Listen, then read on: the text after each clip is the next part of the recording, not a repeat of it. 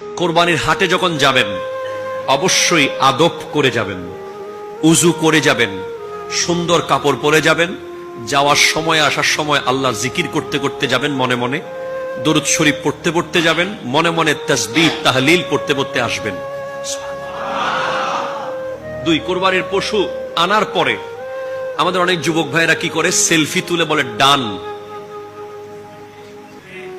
আছে না নাই বলেন না? এই ডান দেওয়ার দরকার নাই।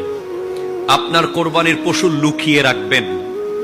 জনগণ জিজ্ঞেস করলে সেটা ভিন্ন কথা, তবে কখনো এজন্য জিজ্ঞেস করবেন না ইস ঠকে গেলাম মনে হয়, ইস জিতে গেলাম মনে হয়, একদিন পরে নিলে মনে হয় একটু ভালো পেতাম, একদিন পরে নিলে মনে হয় একটু ভালোই হতো।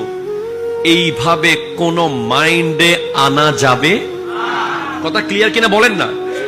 3